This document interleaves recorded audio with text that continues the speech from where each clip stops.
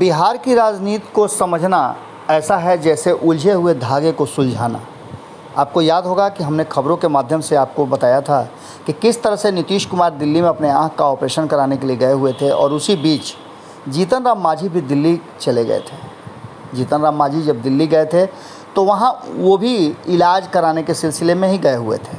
दोनों बिहार के मुख्यमंत्री रहे हैं और जब दिल्ली गए तो उनसे सवाल किया गया जीतन राम मांझी से, तो उन्होंने कहा कि वो आए तो हैं इलाज कराने, लेकिन उनकी इच्छा है कि वो प्रधानमंत्री नरेंद्र मोदी, गृह मंत्री अमित शाह और अन्य लोगों से, गणमान्य लोगों से मिलें और मिल करके जो भी बीच में रह गई हैं बातें उसको सुलझा लें। उनको बड़ा अवसर मिल गया और उन्हें बुलावा आ गया अमित शाह के यहाँ से।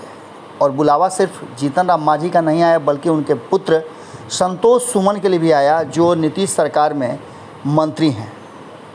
अब दौड़े दौड़े जब वहाँ संतोष सुमन पहुँचे तो भीतर में क्या बात हुई, लेकिन बाहर निकलने के बाद दोनों के चेहरे खिले हुए थे।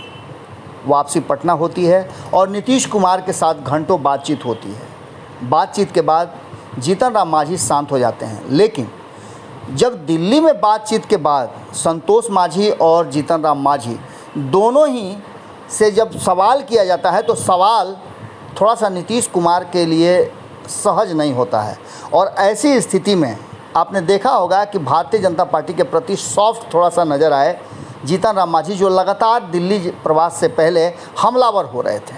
अब एक नई बात सामने आ गई है नीतीश कुमार से, जैसा कि हमने आपको बताया ही कि पटना आने के बाद घंटों बातचीत हुई और बातचीत के बाद जीतन राम मांझी ने संयम से काम लिया, लेकिन अब जीतन राम मांझी ने अपना पैंतरा बदल दिया है।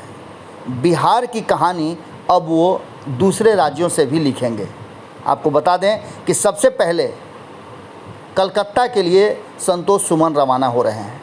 कलकत्ता में जाकर वो पार्टी के संगठन की बात तो करेंगे, इस संगठन को और मजबूत करने की बात करेंगे, लेकिन इसके साथ ही उन्होंने साफ तौर पे स्पष्ट संदेश दिया है कि वो जा कर के वहाँ राज्यपाल से मुलाकात करेंगे।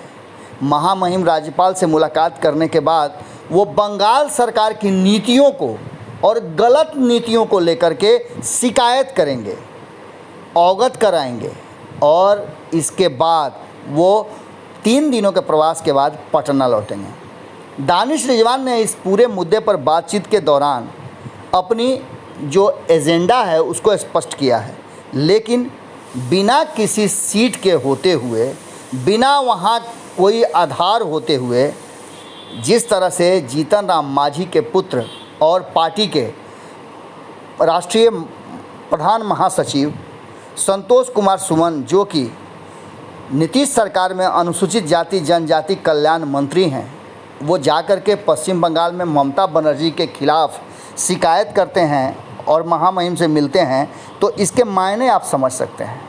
बिहार में राजनीतिक रूप से जिस तरह से उथल पुथल मचा हुआ है, नीतीश कुमार और भारतीय जनता पार्टी के बीच में जिस तरह से तल्खियाँ बढ़ रही हैं, ऐसे में जीतन राम मांझी का भारतीय जनता पार्टी के सपोर्ट में खड़ा होना पश्चिम बंगाल में बिहार की कहानी तो ज़रूर लिखता है। और इस बिहार की कहानी में क्या कुछ होगा, इसका अंदेशा और सुगबुगाहट जीतन राम मांझी की तरफ से ज़रूर दे दिया गया है। क्या होगा ये तो भविष्य के गर्भ में है, लेकिन इतना तय मानिए कि कहीं ना कहीं जीतन राम मांझी जो कल तक भारतीय जनता पार्टी की क्लास लगाया करते थे, अब उसी के क्लास में छात्र बन गए हैं। जुड़े रहिएगा भारत लाइव के साथ, खबरें यहाँ कभी नहीं थमती। धन्यवाद। अगर ये वीडियो पसंद आई और वह बिहार के राजनीति और बिहारियत से सरोकार रखेनी तो सब्सक्राइब बटन दबा के चैनल के सब्सक्राइब कर ली। ओजे एगो घंटी बा, ओकरा बटन दबा देला से कुल सटीक और मारक खबर रुआ मुफ्त में मिल जाई।